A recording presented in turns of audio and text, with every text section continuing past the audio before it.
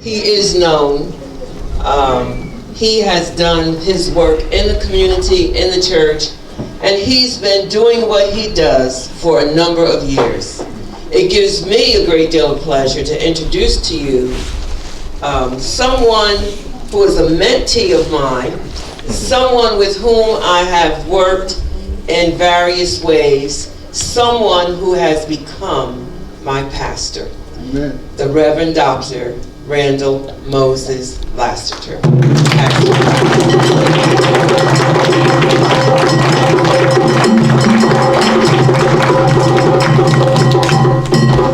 Today's principle is what?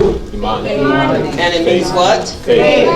Pastor Lassiter is going to bring us a message about and on faith. Visit Calvary, know that I like to have fun, I like to laugh. I'm serious about the call on my life, I'm serious about Jesus Christ, but I just think life is kind of too short, and some of us just take ourselves just far too serious. And come on, why don't you just smile for a minute, all right? I'm so deep, too deep. Listen, my task is simple on this day. First, let me do this. We are honored, number one, that you are here. Calvary for 145 years has been a landmark in this community and has always done its part to stay connected to the community. In fact, being here today represents the legacy of this historical church and the work that you're doing. So we want to celebrate all of you. There's so many of you who are here who, as Deacon Jeanette Lyde has mentioned, the work that I'm doing, but it started because I was watching many of you. Many of you, we've had the opportunity to watch you do the work that you are doing that allow my grammar school schoolmate, Raheem Smallwood, and I to do what we're doing now. Sister Wahida Muhammad, Sister Janet McDaniels, all of you, Linda G. Smith, Jeanette Lyde, all of you in this room, the great Skip Van Rensselaer, who impacted for the fraternity that I wanted to be a part of, all of you, how you've impacted and started the work that we're just the baton being passed on. And we kind of find ourselves right now, Raheem, we find ourselves trying to find the people who we're mentoring now so we can pass it on to do some other kinds of things that God has called us to do. And then also we want to welcome you all here, but I want to give a special welcome. She doesn't need a welcome, but I want to, in her status and what she's called. Did I see KC here? Yes, he stepped out, and want to appreciate KC. Yes. Call on KC for everything. I just appreciate him so much. He's our connection to the trauma that's connected in our community, so we thank God for him. But I want to take a minute before I just take about 7 minutes to talk about the principle of Imani and faith. But before I do that, you did it again, but let's do it one more time for I just simply call her the Queen. Would you just give the Queen some love for what she does, the work that she does here? The problem, now y'all are celebrating her, but I have a problem with her. Because every time she takes on initiative, somehow I got to do some work. I don't understand this. I don't understand it. I always got to do some work, whatever it is that she's done. But I'm a big supporter of her and the work that she's doing all across the state of New Jersey. Did you know she's on the cover of the New Jersey Teachers Magazine? Amen. She's doing some great stuff. God is using her in a mighty way. Thank God. Brother Raheem has already set us up to really give us this paramount piece of this last leg, but really it's a commencement, the 7th, but it's really the work begins. Because you cannot do the 6 principles, the 6 principles don't have a meaning without this last meaning of faith. That's right. Because we have to have the faith to carry out those other 6 principles that are foundational for our life.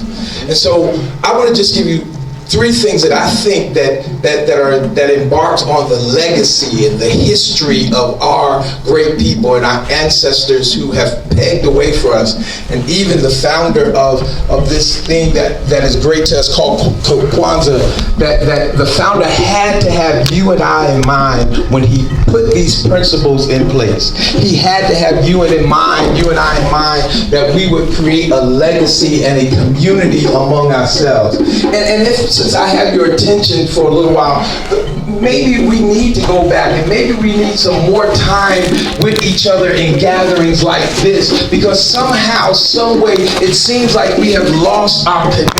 We've lost our family. We lost what it is and the principles of what Kwanzaa stands for in terms of the connectivity that we need for one another. It seems that we have gotten numb to the fact that you are my brother, you are my sister. We've gotten numb to the fact that we are our brother's keeper. Somehow we've gotten numb to the fact, to the principle of Imani and what it stands for, that we would have faith, not faith in faith, but faith in you, faith in our children, faith in our elders, faith in our common ground, that we would change and transform our community. But what has happened is that somehow we've seemed to have taken on the mantra of this world, where everybody seems to be mean-spirited. Everybody seems to have an opinion. You can't post anything on social media without somebody who don't even know you saying something negative to you that they don't even know you. This is not a principle of Kwanzaa. This is not, where did we ease in that we would buy into an American culture that is not the culture of this body that God has called for us to be, that we are linked together, that we are tied together, that we are our brother's keepers, that we look out for one another. It seems as though that we have forgotten that. It seems as though, but I'm reminded when we have gatherings like this that it is not so, and that we are still connected, and that we still love one another, and that we still look out for one another, and we still support one another. This notion of tearing each other down and talking about one another and coming after one another, it cannot be associated with the principles of Kwanzaa. We have forgotten perhaps who we really are. We are a people who stick together. We are a people of prideful of our heritage and where we've come from. We are a people who push forward and against all odds. We are a people that no matter what is stacked up against them, and Lord knows there have been things stacked up against us as a people, but we are still standing. We are still rising. We are still dominating this here United States and this entire world. But I want to leave you with something. I want to leave you with something. In 2024 and beyond, I believe there's three things that will cement the principle of Imani, the principle of faith. We talk about faith, and if you ask anyone in the church, because we've been preached to, we've had messages, we've had all sorts of sermons and sermon series on faith that you can talk to anybody. You hear it all the time. Yo, keep the faith. Yo, you gotta have faith. Yo, if you ask anybody in the room what is faith, they're probably gonna quote Hebrews 11:1. Now faith is the substance of things hoped for and the evidence of things not seen. But the real deal is, no, I didn't ask you to quote that. What is it? What is it? What does it look like? Do me a favor. I'm this kind of talk back kind of thing to me. Do me a favor. Look at somebody and say, this is what faith looks like. Let them see you. Let them see you. Let them see you real close. Because the real deal, if they really knew your story, if they really knew what you came through, and before you got any degree, before you came through the situation, before anybody recognized you in the community, do me a favor one more time. Just look at somebody and say, this is what faith looks like. You don't know what it was for me. You don't know what I've been through. You don't know how hard it was. You have no idea. You see me sitting here, but you have no idea what it looks like. So I want to leave you with three things that I believe that will cement these principles in our lives. And I believe that it's no accident that we're collecting here, celebrating Kwanzaa here at Calvary. It's a reminder for me. It's a reminder for me to continue to be connected to our culture, connected to who we are, that we should not forget where we came from, no matter how we raise up, where we get elected, whatever position, whatever title. It doesn't matter, because sometimes we get amnesia. And maybe this is a reminder for me. Maybe it's a reminder for this church. Maybe it's a reminder to you. Maybe it's a reminder for the collective whole. Maybe it's a reminder for the 365 churches that is in this little 6 square miles. Maybe it's a reminder that we need to collectively come together. Wouldn't it be wonderful that if we had all the churches celebrating Kwanzaa in one place? Wouldn't it be amazing? Wouldn't it be amazing that we could all come together collectively?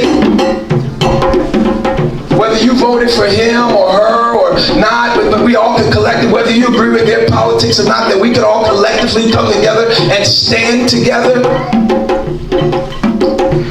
I want to give you these three things and I'll get right out of your way. I believe that to really cement this principle of Imani in this year and going forward and for our children's children, I believe we're going to need three things. I believe we're going to need to be obedient. Somebody say obedient. You heard Brother Smallwood lay out to us the principles and the heart foundations and the principles that have come from the sweat and blood of our ancestors. And there are some principles, but they mean nothing if we're not obedient to the principles for which they have been laid out. They would never come into fruition. It would never happen. It would never happen. We would never get to the place if we don't carry out. And so obedient really means for me to take those principles and make them a part of my life. We're going to need to be obedient. We're going to need to be obedient to the things of God. Somehow we're our own people these days. Somehow we have decided that we don't need God anymore. We have decided that I don't need to answer to anybody other than myself. Going forward, to carry out this principle, we're going to need to be obedient to someone greater than ourselves. Secondly, if we're going to move, because when you look at the principles of Kwanzaa, when you look at the principles, they all take you somewhere. And with every principle, whether it's the whole part of collective economics or unity or whatever purpose, they all take you somewhere. They take you somewhere. So here's the second word. You got to have a spirit of expectation this year. I get asked to go into schools, I get asked to go into colleges, and I'm finding out that young people don't dream no more. They don't dream. They're so busy in their devices looking at somebody else's life that they forget that they can have a life. And it's even worse. Some of us who are older and where we are and still in our best strides, in our 50s, 60s, 70s, and 80s, still got great things going on. We don't even seem to have any more expectations any longer. But not just expectations from myself that come from me, but the expectations that come from the principles of Kwanzaa. They lead to something. If I would follow those principles, my life has to get better. If I follow those principles, the disarray and the disconnect from my family has to get better. If I follow those principles of Kwanzaa, collectively the legacy of my family would stay intact. There's got to be the expectation of the principles of Kwanzaa connected to my life. So one, you got to be obedient. Two, you got to have some expectation. What are your expectations for Kwanzaa after we leave here today? Is this it? We have the celebration and that's the end of it? Is there a plan for us to collectively figure out how to start a business in this place? Is there a plan for us to really find out what is our purpose? What is your purpose? What is it that God is calling you to do? What is the purpose? What is the purpose? There's got to be a connection. What is the expectation that, not from you, but the expectation, I'll help you out a little bit. There's plenty of expectation found in the scriptures that can take you and I to doing all the things that God called you to do. Because God created you and I and gave you an expectation. He says somewhere in the book of Jeremiah, he says, before I placed you in your mother's womb, I had an expectation for you. He said, before I placed you, before your granddaddy went out with your grandmother, I had a plan for you. He says that it is a plan of success and not failure. Jeremiah 29:11. He says it's a plan of success and not failure. In other words, God got an expectation. I just want to hear us as a people celebrating the expectations that God has placed on our life. Not tearing each other down, but begin to raise each other up and talk about each other, pushing each other, celebrating each other. Skip, I publicly, let me just do this now, because all throughout my working career, you always push me forward. And we have to be able to push each other forward to where it is. We got to do some work. We got to be obedient. Second, there's our expectation. Expectation is the new book that God's placed inside of you. Expectation is the new business that God places in. Expectation is the community center that we lack in our community that maybe collectively in this room we can start. That's Imani. Imani is having the faith to believe something that doesn't exist yet. What are your expectations that you're believing that can happen even though it hasn't come yet? Lastly,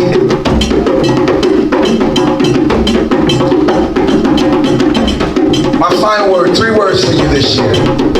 Obedience, expectations, and distractions.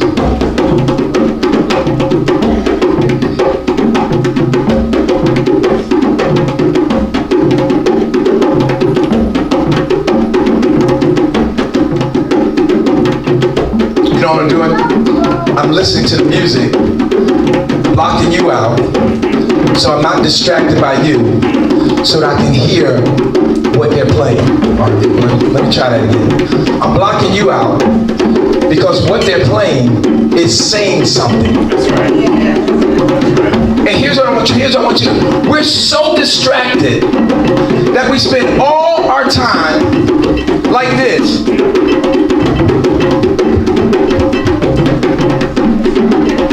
Earpods in our ear all the time. In 2024 and beyond, to carry out these principles, you can no longer be. And some of the things that are coming in our way are distractions from keeping you and I off of the purpose, the economic pieces of community that we need to build up.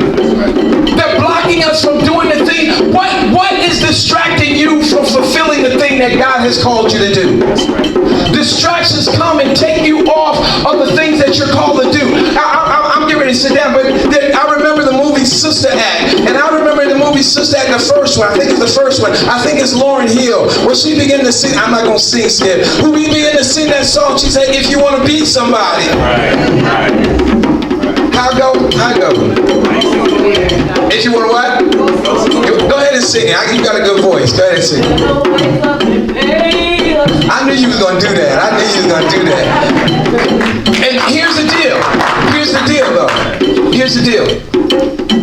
Simply, what is distracting us as a collective people? Is it the Democrats? Is it the Republicans? I beg to differ. Because we have survived with the craziest Republicans in presidential office down through the years. Come on, somebody gonna tell me, come on, we survived the Reagan years. Come on, you ain't gonna tell me, come on, you ain't gonna help me out here. He cut my aid when I was in college. But I still graduated. Come on, say it. So it don't matter who's in the White House, whether it's a D or a R. So don't get distracted by the politics. Don't get distracted by the things that they only come to get you distracted off of the main thing. And Kwanzaa has its own principles that keep us focused on the main thing. That is the principles of faith.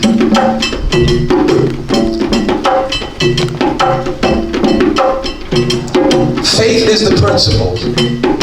Faith is the principle that unlocks the key for anything that you want to do.